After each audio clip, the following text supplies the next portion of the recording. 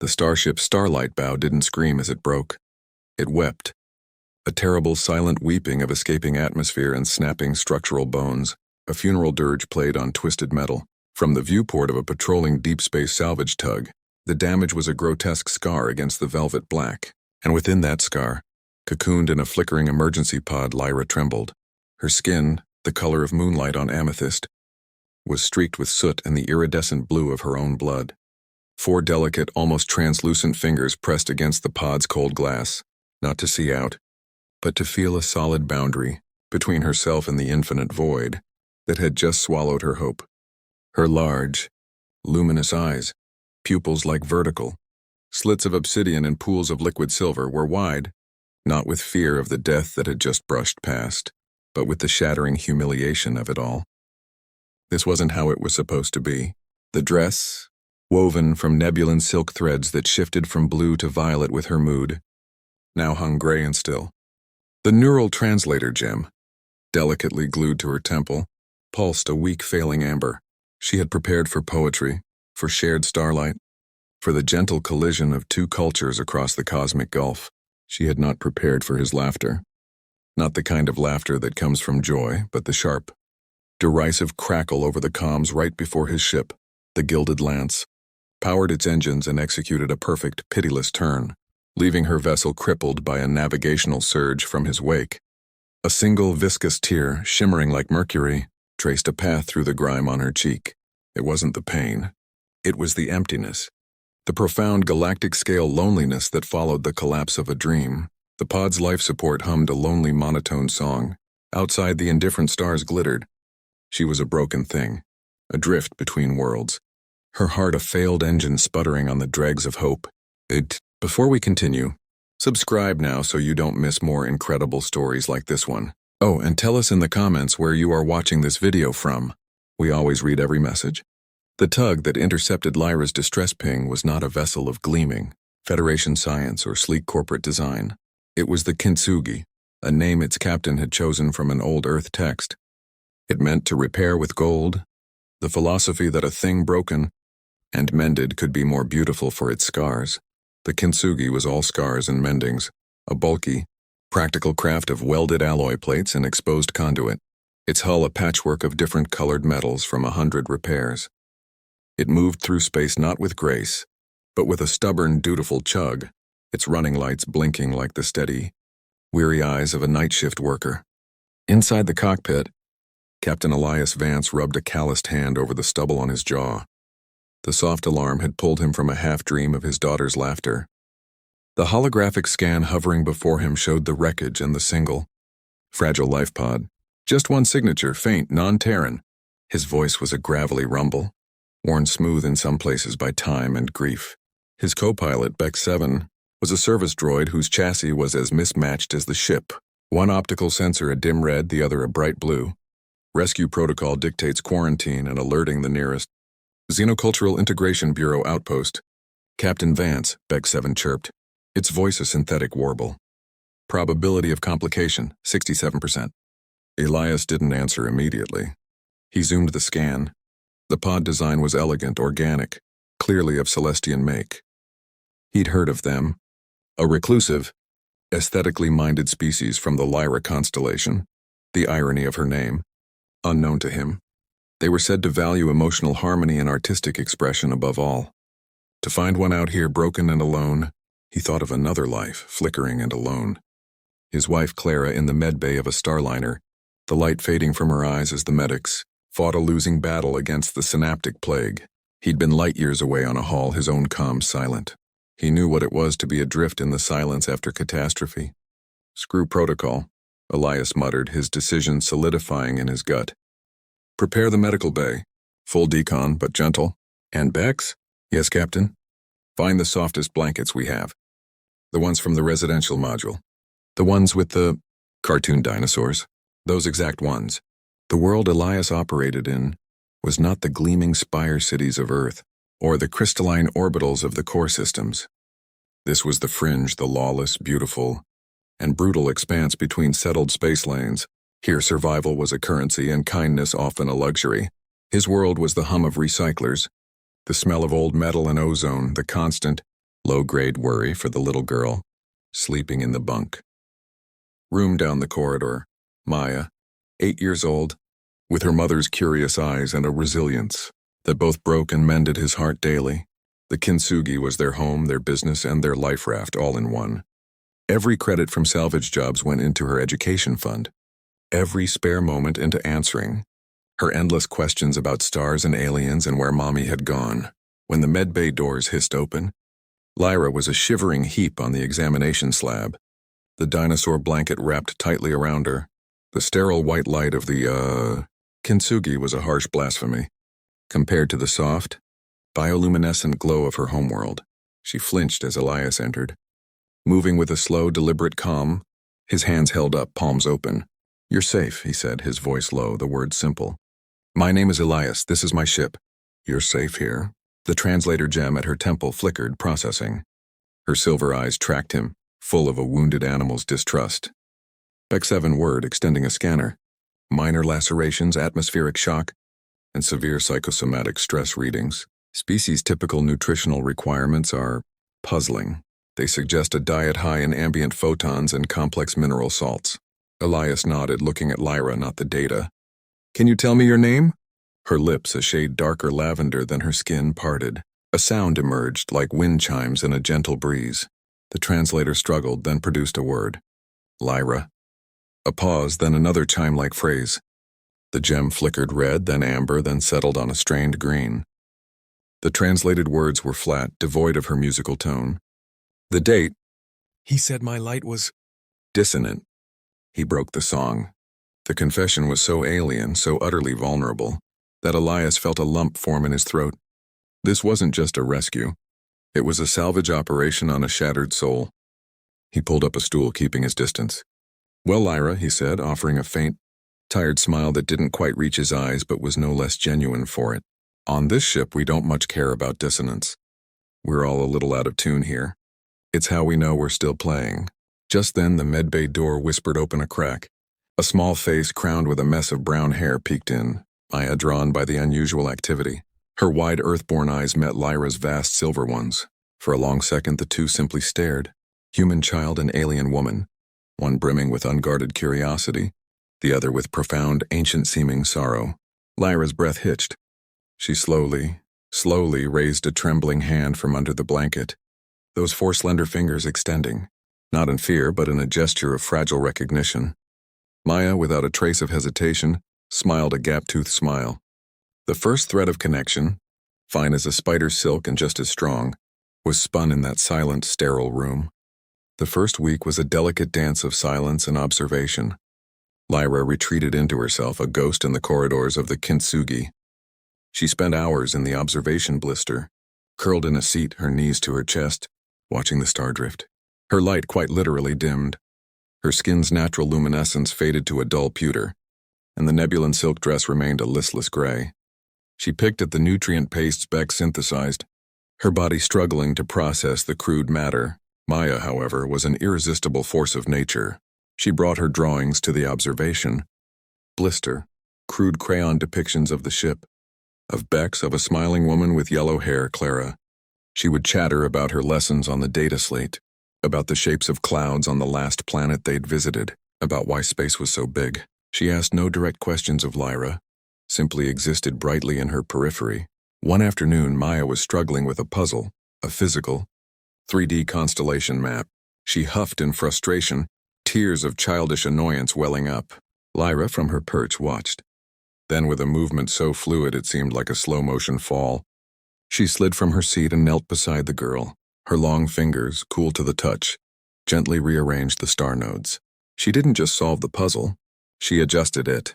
When her fingers left the last node, the tiny LEDs within didn't just connect in the prescribed pattern. They pulsed in a gentle, rhythmic sequence, a soothing, silent lullaby of light. Maya's frustration evaporated into wonder. "How did you do that?" Lyra's translator gem glowed softly.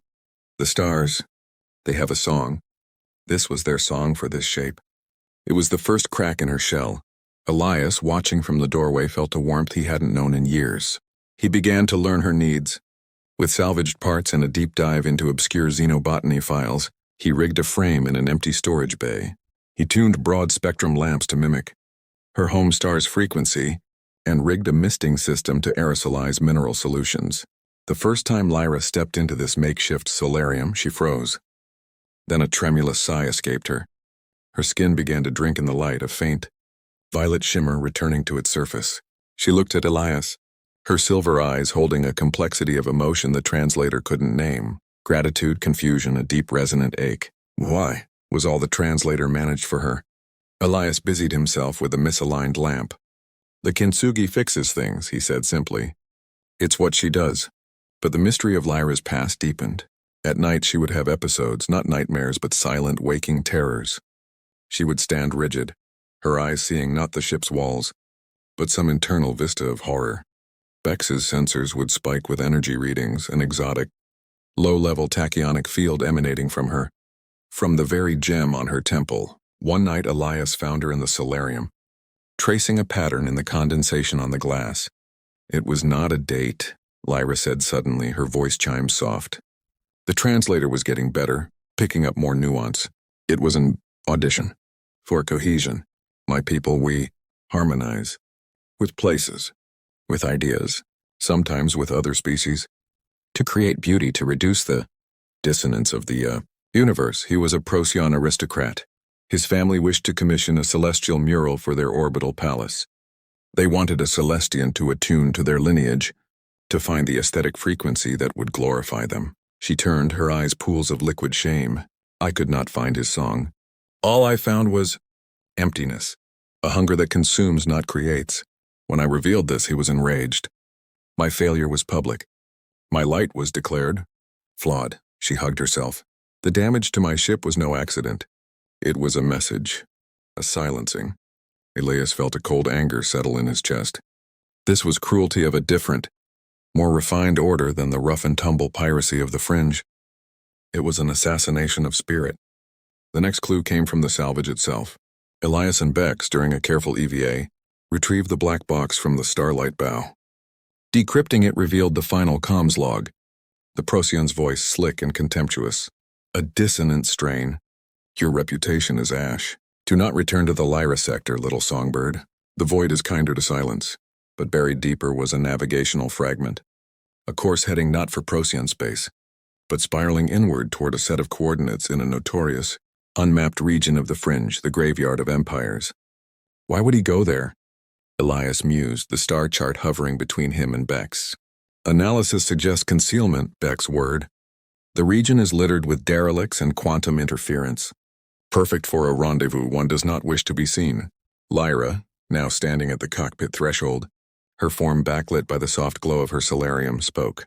He spoke of a patron, someone with a taste for rare art, not for creation, for acquisition. A shiver ran through her. He said this patron collected unique luminaries. I thought he meant artists. Now I am not sure. The puzzle pieces were forming a disturbing picture. This was bigger than a spoiled aristocrat's bruised ego. Lyra wasn't just a failed artist. She was a witness to something, a loose end.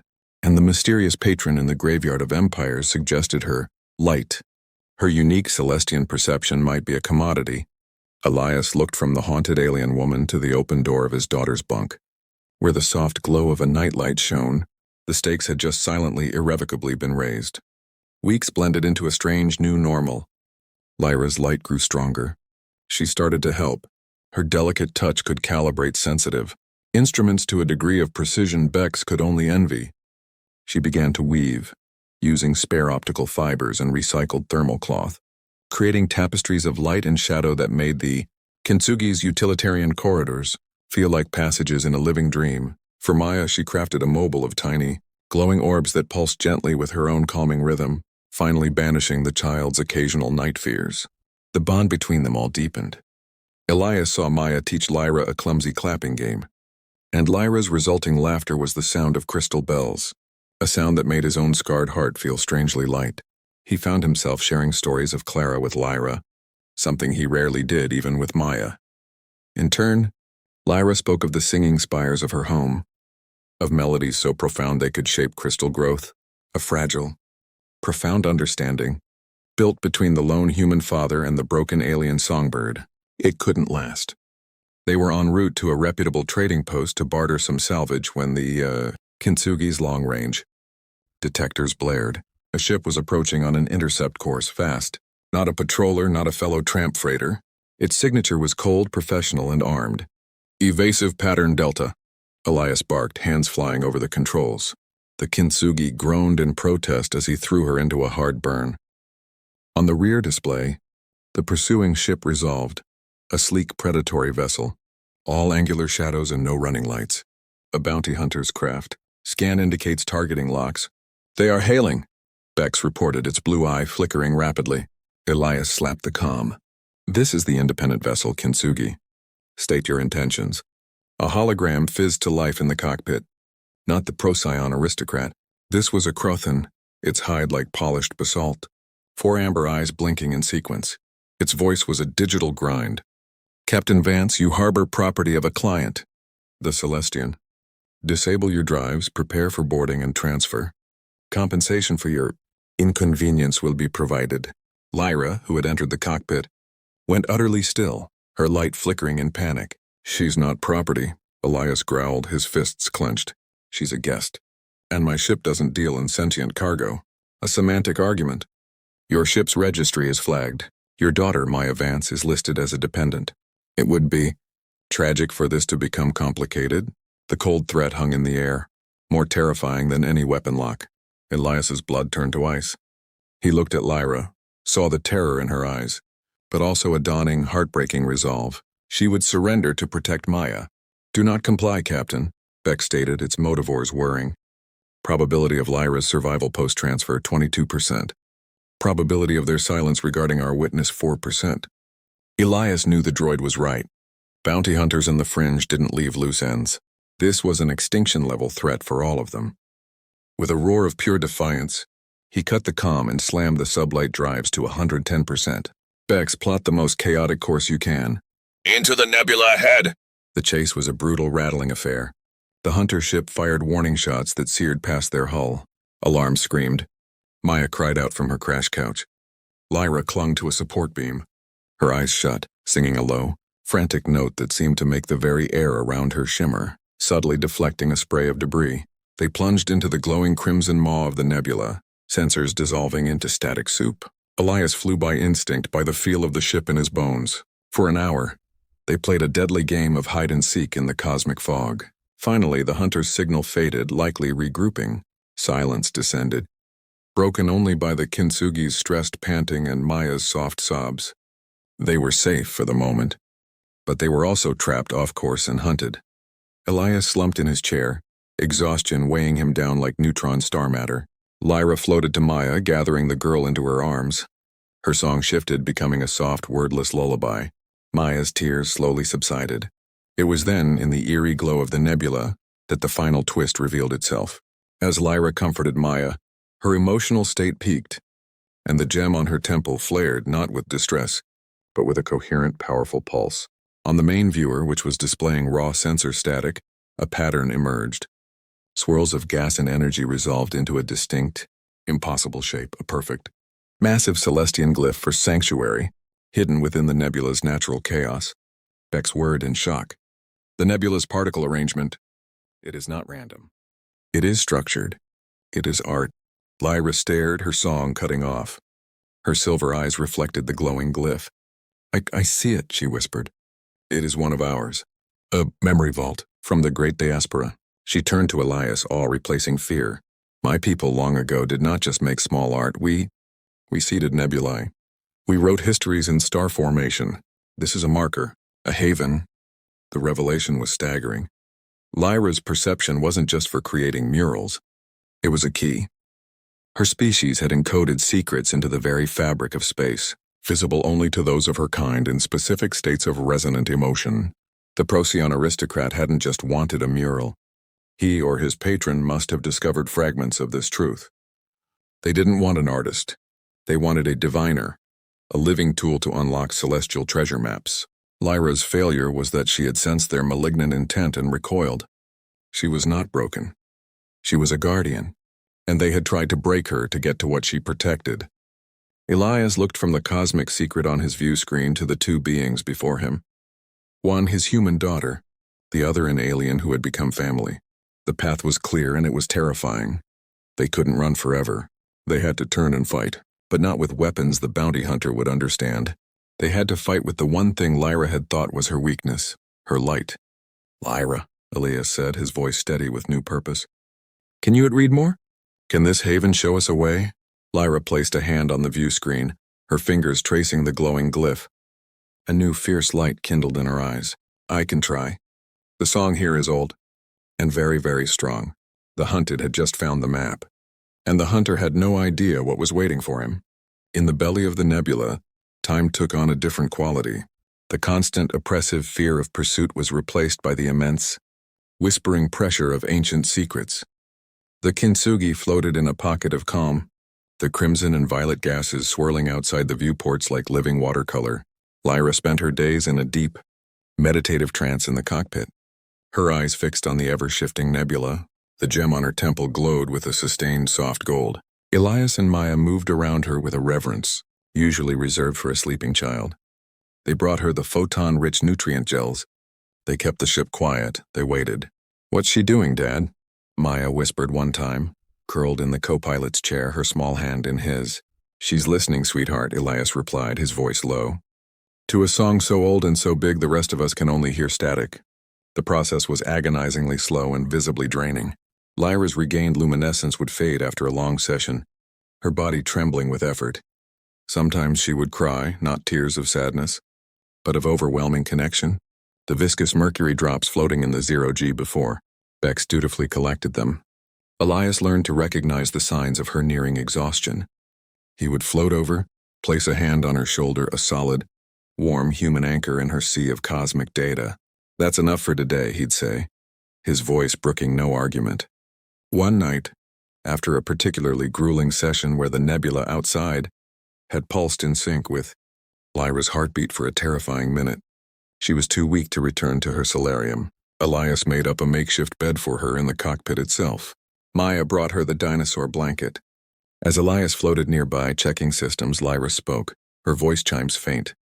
"Elias." "Yeah?" "You named your ship for the art of repair, for finding beauty in brokenness." He paused, looking at a welded seam on the bulkhead. "Seemed fitting." "I am beginning to understand," she said, her silver eyes reflecting the distant glow of a protostar. "My people, we have always sought perfect harmony, a flawless note. We exiled dissonance. We cast out the broken. I thought I was broken." She turned her head to look at him. "But you and Maya, you are a kintsugi. You do not fear the cracks. You fill them with gold. You showed me that my fracture let in a new kind of light. The light that can see this." She gestured weakly at the nebula. Elias's throat tightened. He thought of Clara, of the jagged, permanent crack her death had left in his universe. He thought of the daily, deliberate act of choosing to live, to love Maya, to keep flying, as the slow, painful application of that golden lacquer. "Maybe," he said, his voice rough, "the most beautiful songs aren't the perfect ones.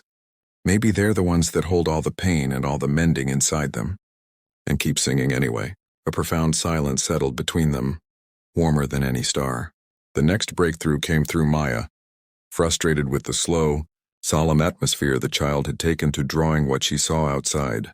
Her crayon depictions were, of course, childish scribbles of red and purple clouds, but she would show them to Lyra, chattering about angry cloud monsters and happy sparkle rivers. One such drawing, a chaotic swirl with a tiny, stubborn circle of yellow in the center, made Lyra freeze. She took the drawing, her eyes darting from the crayon marks to the nebula, then to the complex spectral analysis on a secondary screen. "Maya," Lyra breathed, the translator vibrating with awe. "What is this?" She pointed to the yellow circle. "That's the safe spot," Maya said matter-of-factly. "The monster clouds are all shouty around it, but the middle is quiet and warm. Like a hug."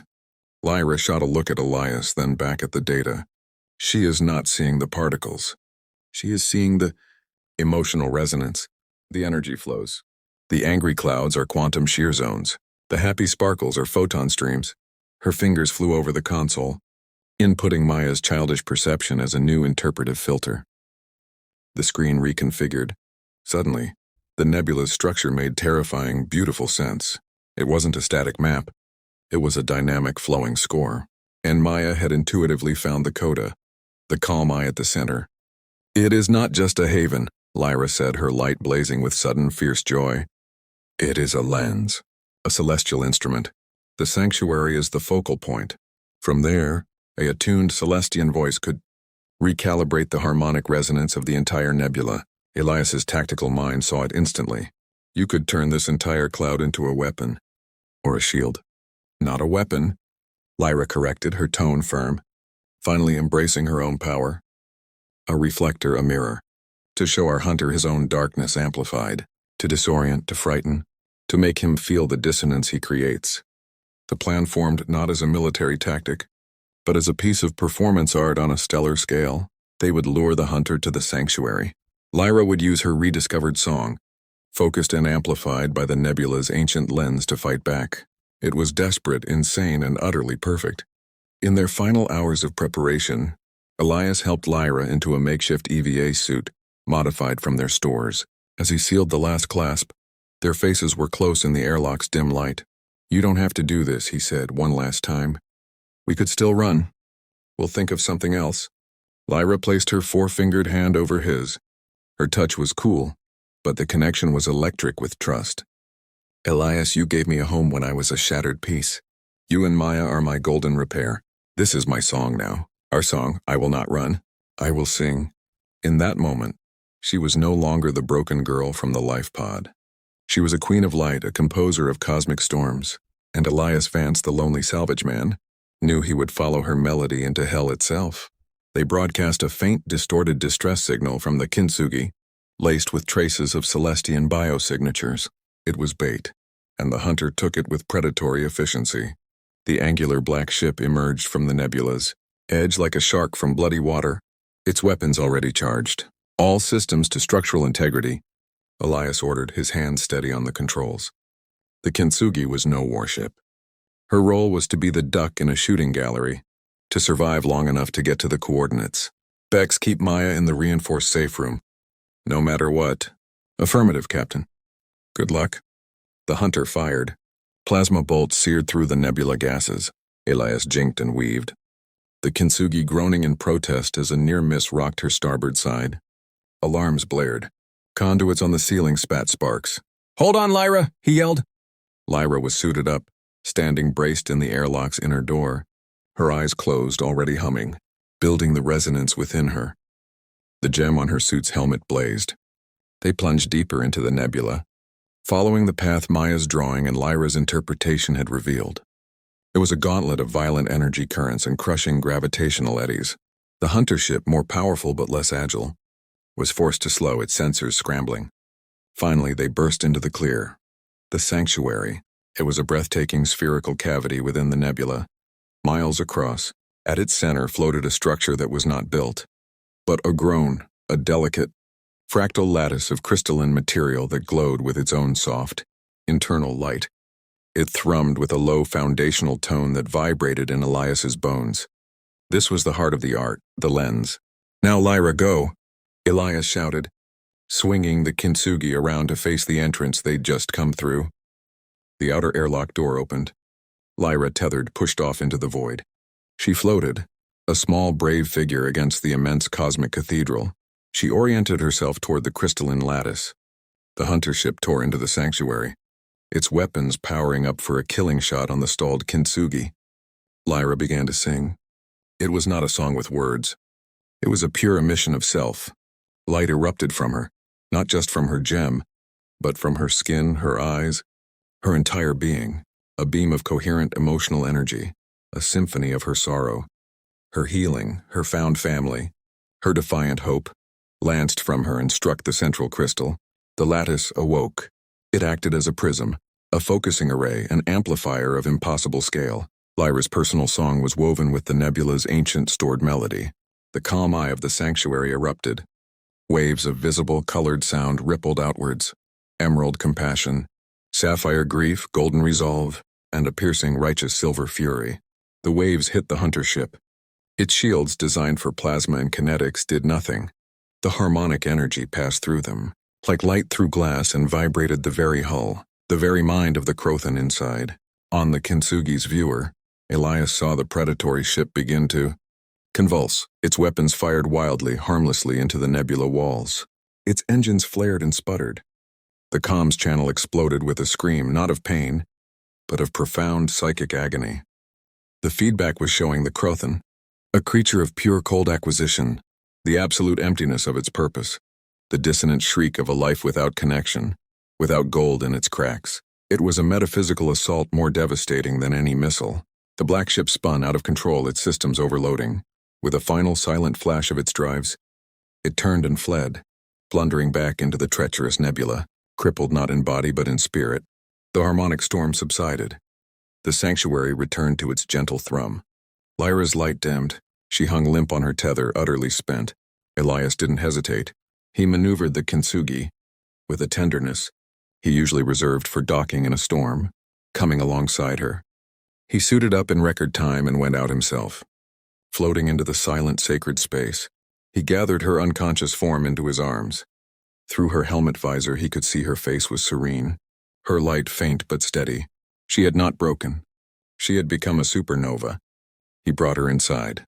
As the airlock repressurized and he removed her helmet, her eyes fluttered open. They found his. The translator gem was dark, overloaded. No words were needed. The warmth in her silver eyes, the faint, trusting smile on her lips, said everything. They had won, not by destroying their enemy, but by reminding him of his own brokenness. They had fought with a song, and the song had held. The Procyon aristocrat and his mysterious patron did not send more hunters. The message, it seemed, had been received. In the circles that traded in such rare and terrible commodities, a new legend whispered through the dark. Beware the Kintsugi and its songbird, for they sail a nebula that sings back, and they mend broken things with gold. Lyra never returned to the singing spires of her homeworld. She had found a new kind of harmony, one richer and more complex than any perfect isolated note. She was the heartlight of the Kintsugi. Her solarium became a garden of impossible beauty, where light and recycled metal blossomed into art that made the ship feel alive. She taught Maya not just celestial melodies, but the music of kindness, of resilience. For Elias, the silence of the ship was finally filled, not just with the hum of engines and his daughter's laughter, but with the soft chime of Lyra's voice, with the shared, comfortable quiet of two souls, who had seen each other's scars and chosen to make them beautiful. He was no longer just a lone father. He was part of a crew, a family. The crack in his universe, while still there, now shone with a new, gentle violet gold light. One evening, months later, they sat in the observation blister. The repaired Kintsugi sailed through a calm sector, stars like diamond dust on black velvet. Maya slept with her head in Lyra's lap. Elias sat nearby, a data slate forgotten in his hand. Lyra was looking at the stars, her fingers gently stroking Maya's hair. "The song is not over," she said softly, her translator gem glowing with a contented blue. "The nebula? It showed me more. Not a map to a place, a map to others." Elias looked up. Others? Others like me. Not all Celestians sought perfect harmony. Some, long ago, chose to become seeds, to hide, to wait, to guard other truths written in the stars. I felt their echoes, faint, distant, but singing. She turned her luminous eyes to him. "They are out there, Elias, scattered, alone, perhaps broken, waiting for a tug named Kintsugi to find them." Elias held her gaze. He looked at his sleeping daughter, at the ship that was their home, at the woman from the stars who had become their light. He thought of the philosophy etched into its very name. There was always more to mend. There were always more cracks waiting for their gold. A slow, determined smile spread across his face. He reached out and Lyra placed her hand in his. A human hand, rough and warm, and an alien hand, delicate and cool, perfectly, dissonantly, beautifully in tune. "Well," Captain Elias Vance said, his voice full of the warmth of a new beginning, "I guess we'd better go find them then." And as the Kintsugi turned its nose toward the endless, singing dark, the stars themselves seemed to shimmer in approval, ready for the next note in their song.